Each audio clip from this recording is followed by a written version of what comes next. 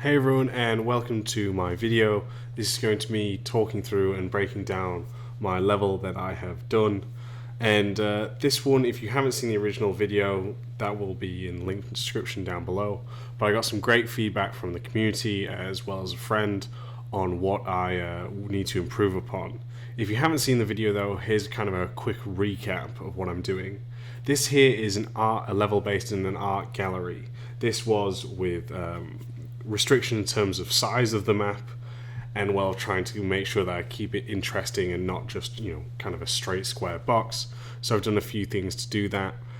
This originally started off as a map challenge, so I originally did 2D, and there's a few different 2D iterations, and when Blocktober came around, I decided to actually block it out. Now I did finish that, but after getting it reviewed, one of the things that I think I needed to, one of the things that feedback was on is making sure that it sells the narrative more with what I have, as well as thinking of ways to make this space more memorable.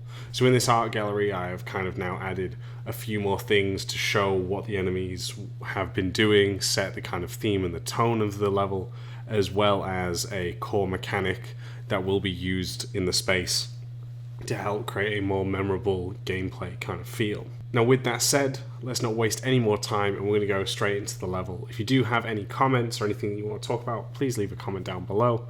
I'll get to it then. Alright everyone, thank you very much. Hey everyone, so before I actually show you the level, some of you may have already seen this from the previous iteration. For those of you who have not, just again to help show you what I've been working on, is I've been working on these prefabs here. If you notice there as well, one of the things that you get with this character customization pack is by default the camera will zoom in or out depending on your weapon.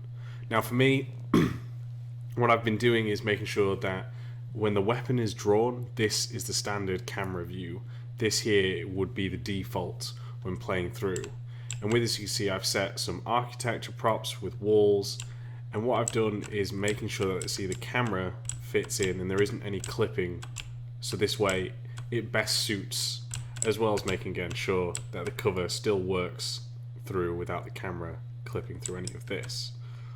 And with that you can see the same with the windows as well, still able to pop over and take fire if we wish. So that's one of the things that I've been trying to make sure is been scaling up these to the correct height to coexist with the camera. As well, what you might see is that the color difference between the wall and the floor is there. This is to help with readability of the level, so again players can see and it doesn't kind of all blend in toward, and just something small, just a small tweak to help with readability of the blockout. Now after this I did move on to cover objects as well. I first started with these simple ones. This is what I originally filled up the level with, just to help get a sense of space and how cover actually work in between it. One of the things that I did as well is making sure that I have an understanding of full cover as well as half and low cover. Again, just making sure player can peek over as well as it working correctly. Another thing that I was able to test around with was making sure that I got the cover spacing or buffer zone between two covers there as well, so players can, as you can see, move throughout cover, and that for me is 3 meters, again within the mechanics, so that players are able to roll in between cover when doing so. Once I got this figured out, I then started to make these kind of LD props for the level as well, just simple ones. And one of the things that I did with color coding is making sure that the orange here represents low cover and blue represents high cover, but they must have these textures on them as well to signify that these are gameplay importance. Another thing what I really want to kind of drive home is that these are suggestions for the artist. These are not concrete that the artist must use a similar prop to what I have, but it's just to help with readability of the space, as well as helping those who may be playing through it understand it and get a better viewing of what the space might be used for versus just cover blocks themselves. There's obviously also other kind of just props to make it a bit more artsy. You'll see these more in kind of full effect as we get throughout the level. Again, pick up items, health kit, general loot, and ammo as well. Paintings, that there is a sack, and also just some jellyfish. But you'll see more of them actually in context and not just things floating around as well. But yeah, just props to help see the space how it actually would be prior, before artists get their hand on it.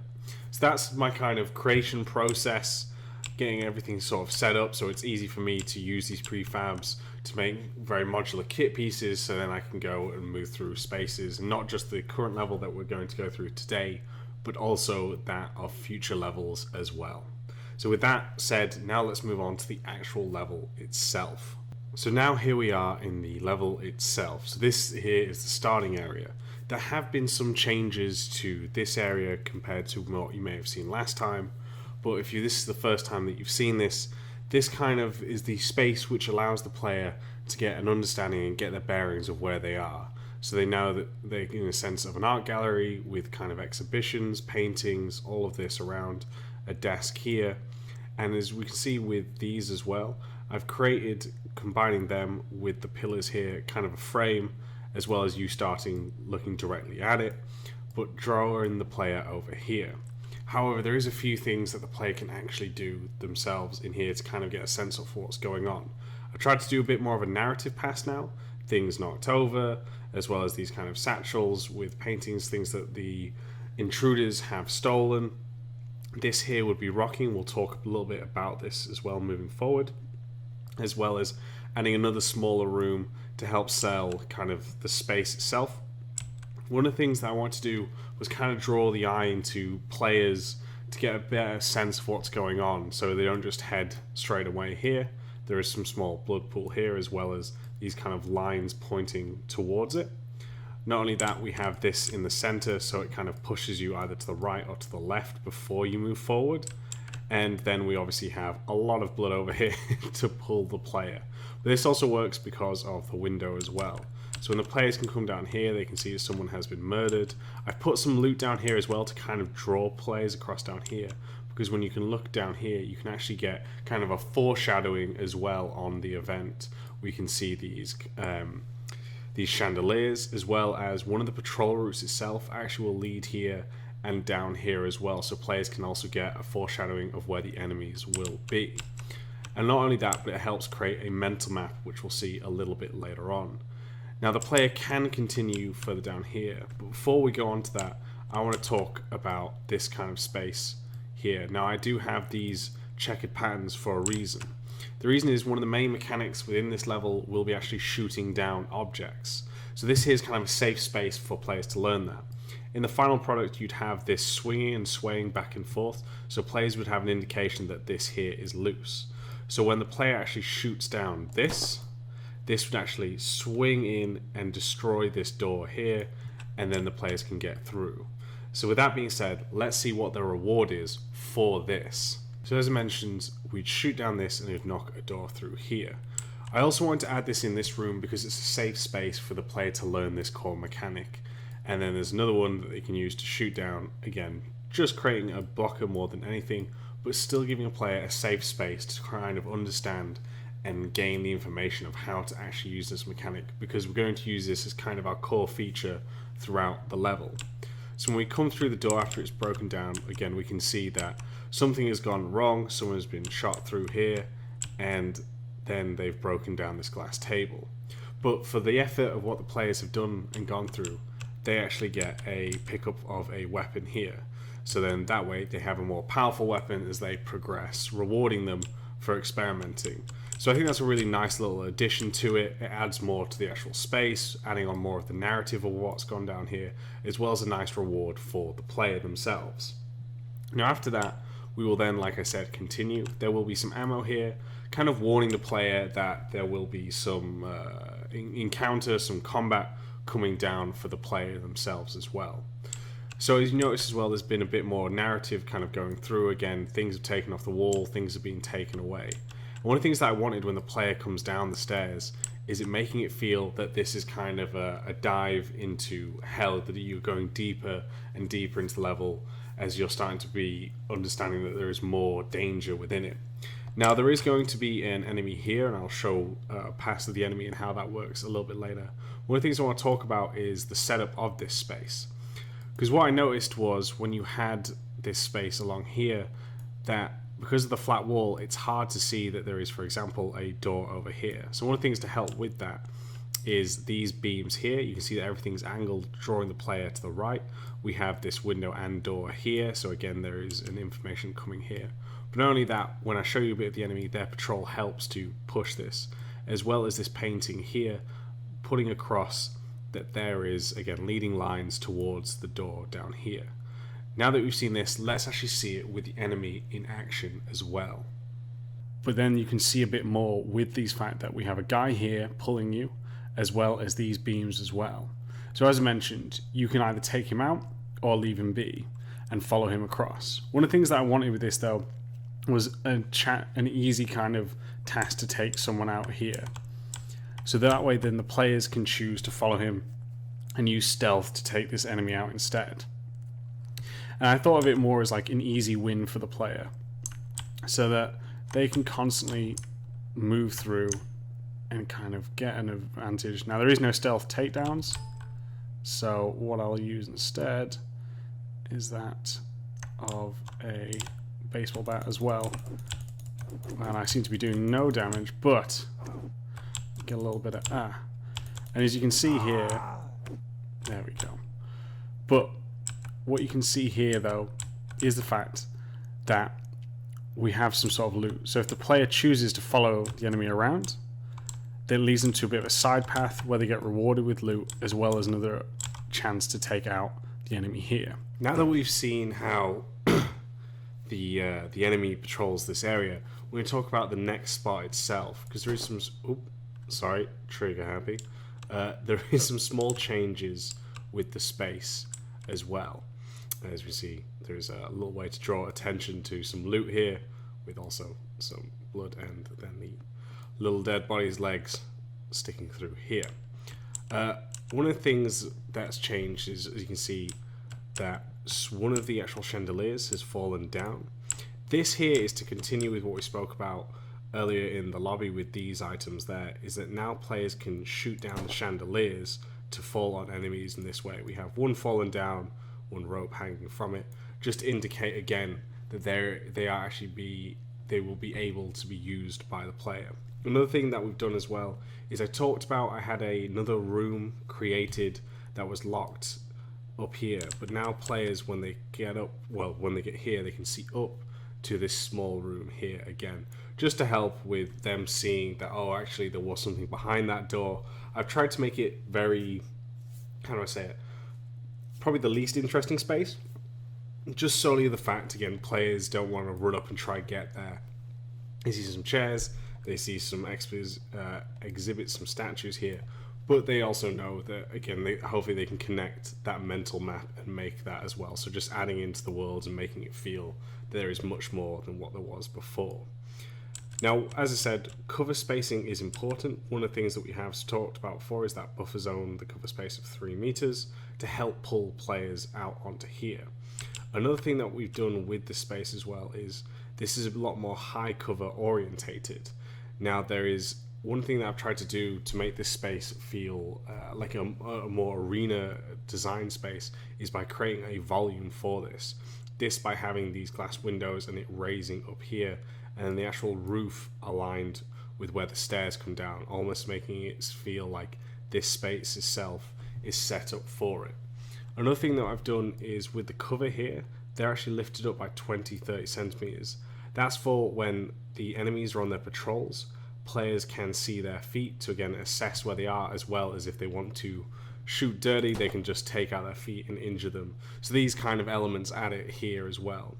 Now the player does have a bit of an advantage because they're slightly higher, but also they're more exposed with the cover compared to that of the enemies, who obviously have that of high cover, much more safe cover, as well as an enemy will be here as well.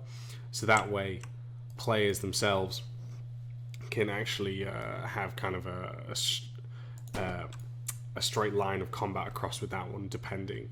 Now what I've also tried to do is try to make a stealth route for the player as well, so when the enemy starts here it will come through this space, so then players can kind of start to strategize and hide behind and start moving towards and sneak up around into the office itself. So again, these sort of things that the player will, consider and have the options for them. Now, when we talked about the enemy, we did follow them around to this sort of small space here. I have done a pass as well, a narrative. So one of the things that I want to do with these sort of glass cases is they are 2 meters covers, but they would be destructible. So that way we can see the enemy walk through, but also see the destruction here. So that way also players are aware that these can be destroyed. So they would turn from 2 meter cover to low 1 meter cover. This kind of element that I really wanted to add to it as well.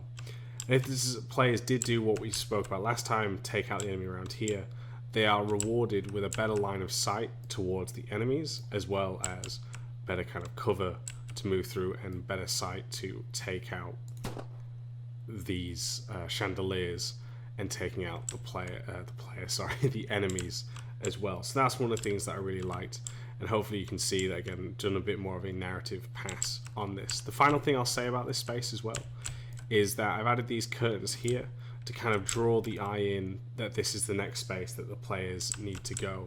So you can see it, but it does have kind of restrictions with the curtains themselves. You can't see everything from here, but it is pulling you in that direction with the color as well. So with that, I will show you the enemies briefly in this kind of space. You can see them as well, and then move on to the final space as well. Okay, so here we are now in the same position, but with the enemies actually patrolling here. So a couple of things that I want to do with the patrols, and please keep in mind, as I mentioned earlier, that the AI is still very much work in progress, so things aren't always working correctly from this. One of the things I want to do is, by having an enemy up here, you can highlight that there is a path here, as well as having a bit of a balance. Because the fact that the player does have a bit of an advantage here, this way the enemy still has a powerful location as well, so they're kind of a bit more equal playing field. I know it's only 1 meter dip, but still it is easier to shoot down than it is up. Another thing that you may notice with my kind of cover here is I've actually raised it a little bit so you can see the feet through it. The reason for this is if the player comes in like now, where there is the patrols kind of overlapping and that you can't see them, I don't want the player just to run in and not notice. So they can see a little bit of activity with the feet around here, so that way they can always keep mark on where the enemy is and keep their eye on it.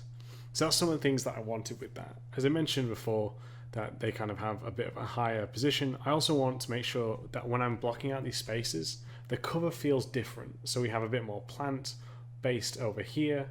We have the statues in that building, and then it's more about this high cover in this space. So again, the player has a bit of difference, and knowing that the cover is different because they're entering a new space, as well as playing with the roofs for that as well. So again, there is that contrast, so the players instantly know. So with that though, we can kind of time and go through. If the player wanted to, they can actually try stealth through here. Now it is doable, however, it is a lot harder. I can have a clear path here so that the path is easy to read, not only with the gate that I mentioned earlier, but also there isn't much clutter over here. But as I said, it's a bit harder to do. Another thing is that there is a bit of a stealth route down here. Now we can see the stairs here, but the player can time it where they can move around this space, kind of go through and make their way up and go through that space. Now ideally I would have working doors, so once the player shuts it, they could safely feel that they have advanced past the enemies. Now with that in mind, let's try actually move through this space. As you can see, they're not always giving me that love with the fact they are running through spaces here. So thank you for embarrassing me with this one. So we'll take them out quickly. So if we want to, there is these two enemies here. However, if we didn't take on the enemy here, then this one could kind of run out here. Now they are equipped with different weapons. This guy with a gun versus one with more of a rifle, and then we have the machete as well. Mixing up the different types of enemies, so that way the fact that this can play with different ones, so one might stay further away versus one that comes a little bit closer, and then one that rushes us with the machete here. Again, that is my aim, still going through work in progress with the AI, but that's kind of where things are going, so you can show this. Now before we actually do head off to the final room over here, I'm going to show you one of the other options. I mentioned before that you can stealth around this area, but if the players decide, instead of just rushing over here, that they actually want to come up this space, they will enter an office. Now there's a reason I added a sign up here. I'll show it to you a little bit further, but it's also just to help distinguish, because you've obviously got a much bigger space open here. We've got the bright yellow curtains, This is to help distinguish for the player again that there is a door for the players to come through. Now when the players do come through, we've had a little bit again of narrative pass with knocking over computers, some of the shelves here for example, bullet holes in the computers. But when players come in here, they are rewarded with loot, ammo and all of that, so it makes it feel like it is a kind of a big reward for it. Not only that, but this space obviously is, as we can see, built for that of combat as well, so players can move through the space and shoot through, obviously obscure some of the view with some of the propping, but that's kind of it. So again, we can still use it for combat if combat actually does spill over into this space itself. Another thing with this that I wanted to do was when the player came around here, that they would still enter the space with where the curtains was, but would see it from a different angle. So that way they'd still see some enemies, but able to kind of plot out from a different way. And when they are in the space, then they'll hopefully have a mental map, and hopefully this is memorable enough so players be like, oh, that's just where I would have come from earlier, and link that together so they don't feel that they need to go in this direction, but instead can focus on the enemies and then be pulled in to the final destination over there. So there's the route for it, the more stealthy kind of optional route here. So yeah, now with that, we'll go back to the final, more critical path itself. Now we spoke about this space here drawing us in. So when players can come around here, that they can actually have a decision point on this. One of the things that I like about this as well, I'll put up a picture of the map before I actually, I should have put one up, should I say. But you can see that it's slightly angled this way. And one of the things I like about that is, again, it kind of makes this space feel less kind of linear and breaks up the lines of sight. But what players can do is that they can move through and have this decision point here. Now players, again, can be able to see, take cover here, but with the fact there's glass, it kind of doesn't feel as safe, as well as you having two big staircases on either side of you that enemies can run up. Now a couple things to help make this spot a lot more memorable. If you have seen my previous video, this was kind of a more generic art space, and one of the things I wanted to do was try and make this more of a memorable space instead. So what I've done is I saw some great research on that of these jellyfish exhibitions, and what I like from that is it's just such a bizarre but beautiful exhibitions. So I've created these beautiful level design jellyfish, but it's helping make this space memorable. And another thing that will help to make this memorable is the fact that there's a lot of destructible cover. These low covers that you see here that are made of more glass can actually be, well, in the final product would be destroyed. So that way it keeps the players moving, that when they engage, they have to be aware of this and have to make sure that they move through. Compare that to contrast of, say, something like this, which we spoke about earlier, how it goes from 2 meters down to 1 meter cover, and also this, which is solid cover in the center. Now it's also very different as well, which is what I like compared to the previous space we're in, because we have something that wasn't above us to create a centerpiece, but is now actually eating up playable space here.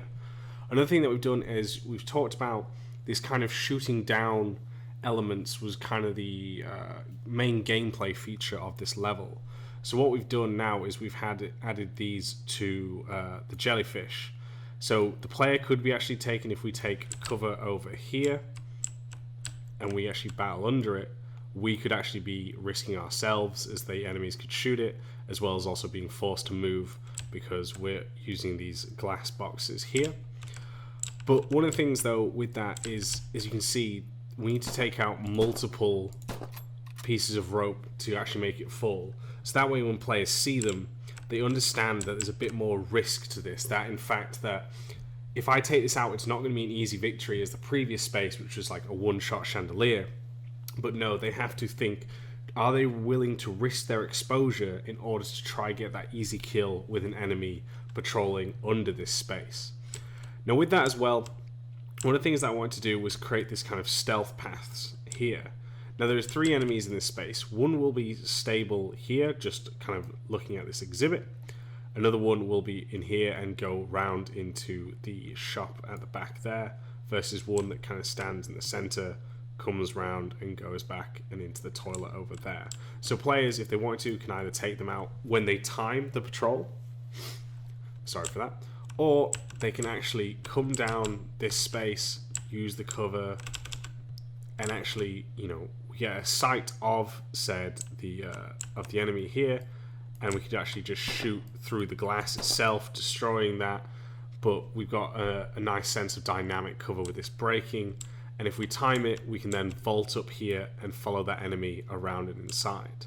Another thing that I've done to help with this space is with the leading lines of these jellyfish up here, and you see the stairs, just helping to show that there is a route over in this direction. And one of the things that I wanted to keep as well with the previous iteration, one of the things that I liked is sometimes you have to move around to get the shot throughout this statue. So that's why I have these jellyfish placed around. So no matter where you are, you can't always get that perfect shot. It's not perfect covers. It obstructs the view of the player. So players have to move around this spot and maybe even move to different sides in order to get the best shot.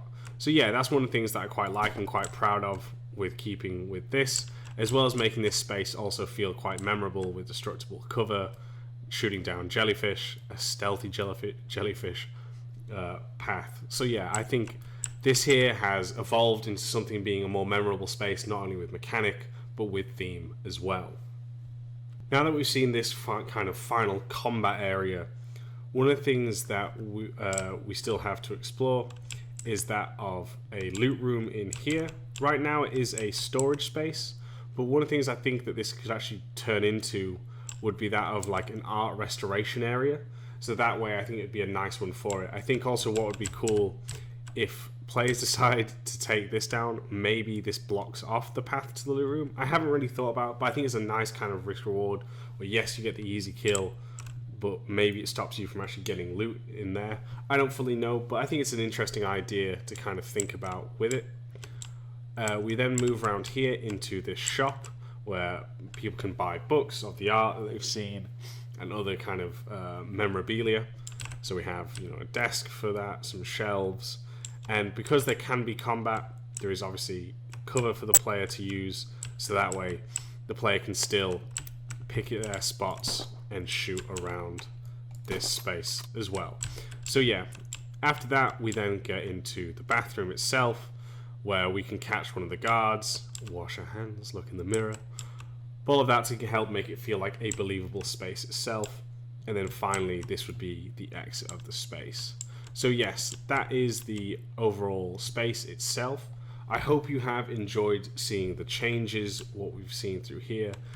For example, turning this into a more themed exhibition focused area. You can also see that I've focused more on a mechanic and tried to expand upon it as we progress throughout the level. So it has, an extra feeling to it, as well as destructible cover to help players move through. All of these kind of things to again show you, stuff like these knocked over, just to help show how the space has changed, doing a narrative pass as well as kind of a more mechanic focused pass and this here. So I hope you have enjoyed seeing the updates to this, and like I said, I'm very happy with this. I want to thank everyone who gave feedback on this level. So it's helped me raise the bar and make it feel like an even stronger level. So thank you very much. I hope you have enjoyed this video. And yeah, I look forward to any more comments, any more feedback. This is kind of where I'm actually going to leave this level be. Just solely on the fact, I would like to add destruction of this and other small things, maybe a simple lining pass.